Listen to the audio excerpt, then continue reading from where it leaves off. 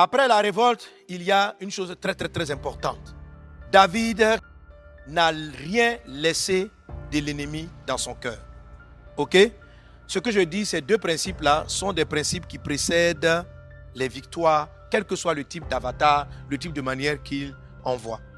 Josué chapitre 7 nous parle de cette victoire contre Jéricho, où Israël a terrassé Jéricho, mais malheureusement un homme au milieu a pris un objet dévoué par interdit, c'est-à-dire qu'il devait dû être brûlé par le feu. C'était de l'or, de l'argent, en tout cas des trésors qu'il a gardés chez lui. Et après cela, Israël est parti mener la guerre contre Haï. Et Haï les a battus. Quand Josué a cherché la face de Dieu, Dieu dit à Josué, c'est parce qu'il y a l'interdit au milieu de vous. Et Dieu dit ceci, tant que l'interdit sera au milieu de vous, l'ennemi vous poursuivra. Jésus pouvait dire que l'ennemi vient, il n'a rien en moi. L'interdit, c'est quelque chose qui appartient à l'ennemi. C'est quelque chose qui appartient à l'ennemi, que l'ennemi arrive à positionner dans votre vie. Et quelle que soit la forme d'attaque, les 5 types d'attaques, chacune d'entre elles dépose dans le cœur un type de choses qui doivent partir. Alléluia. Quand tu as fini de terrasser les forteresses, tout ça, le petit groupe de Haï là, ils vont essayer de mettre dans ta vie de l'interdit. Quelque chose qui va t'affaiblir.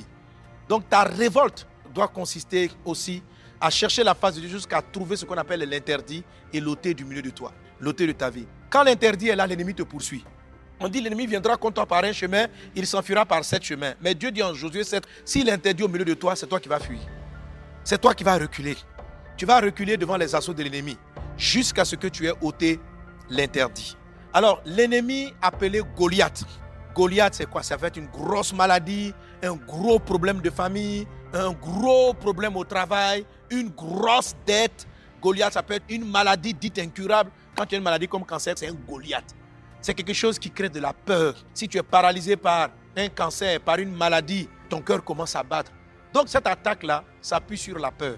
Et qu'est-ce que c'est que l'interdit? L'interdit dans ce cas de figure, c'est avoir la peur en soi. Jésus dit, Satan vient, il ne peut rien me faire parce qu'il ne trouvera rien en moi. Jean chapitre 14, verset 30, je ne parlerai plus guère avec vous car le prince de ce monde vient, il n'a rien en moi.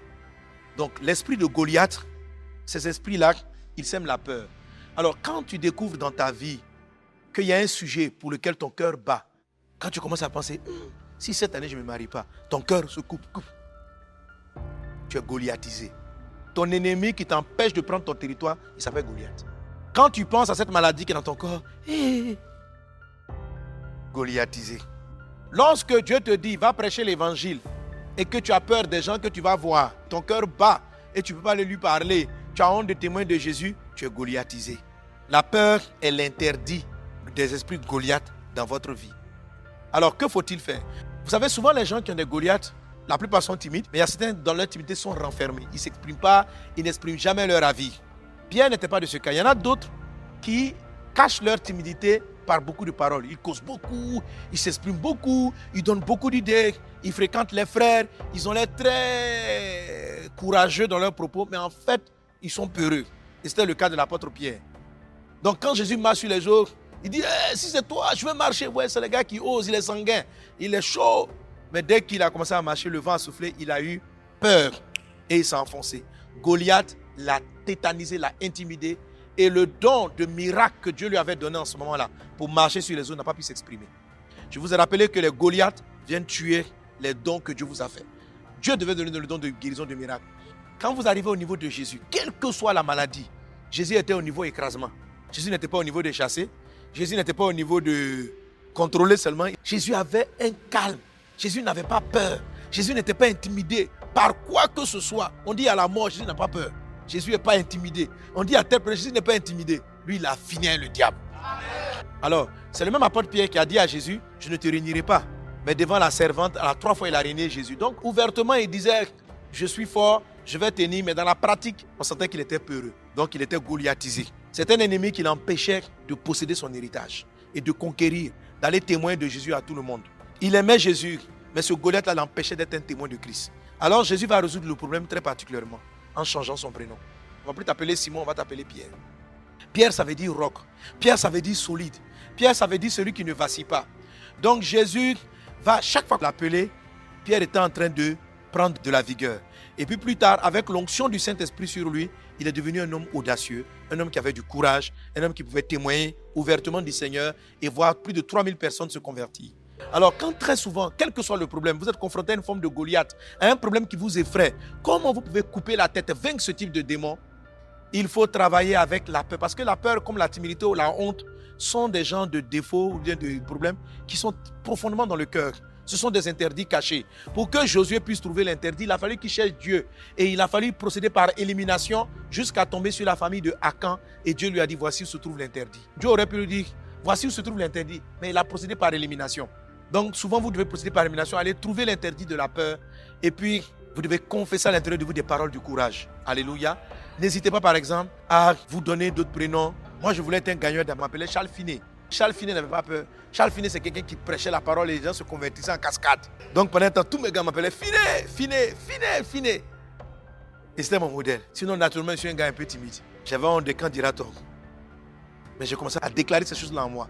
Ce sont vos confessions intérieures qui vont enlever cet interdit-là dans votre vie. Je rappelle que pour vaincre ce type d'ennemi, s'il vous plaît, prenez cet ouvrage. Lisez-le, j'explique comment traiter avec Goliath.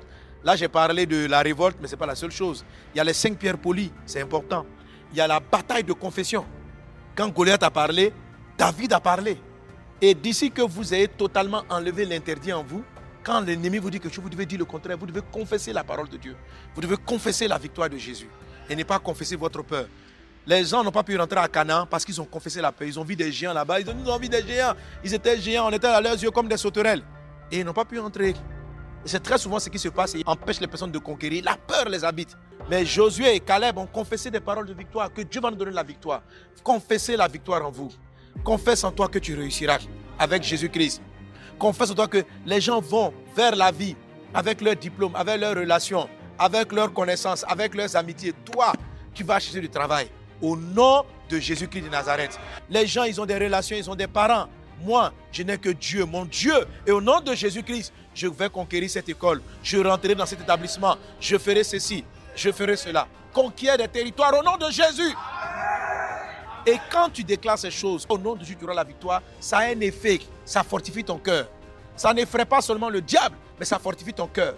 Et ça te donne de partir vraiment sous le couvert de Jésus. Il faut que tu ouvres la bouche pour confesser cela. Il faut que tu le déclares. La Bible dit que ce livre de la loi ne s'éloigne pas de ta bouche. Médite le jour et nuit, c'est 2 choses. Sinon, si c'était la lecture simple, il allait dire que ce livre de la loi ne s'éloigne pas de tes yeux. Mais il dit de ta bouche, ça veut dire de ta confession. La Bible doit être confessée. La parole doit être confessée. C'est alors que tu auras du succès, que tu réussiras et que tu pourras posséder Canaan. Parce que Dieu a dit ça à Josué au moment où il s'apprêtait à entrer en Canaan. Il faut confesser la parole de Dieu. Satan dit ceci, que tu seras malade. Tu dis par ses maîtrises, j'ai été guéri. Tu déclares la guérison jusqu'à ce que la peur de la mort s'éloigne de toi. Si tu es effrayé devant une maladie qui est à l'extérieur par le comportement d'une personne, tant que tu ressens la peur, ne te précipite pas pour chasser parce qu'il ne va pas partir. Commence par confesser. Par le nom de Jésus, je vais le vaincre. Jésus a déjà tracé ce type de démons. Tu confesses, tu confesses, tu confesses. Par répétition, tu vas sentir l'énergie te prendre. En ce moment-là, tu vas le finir. Alléluia. La faveur de Dieu est sur toi dans le nom de Jésus-Christ.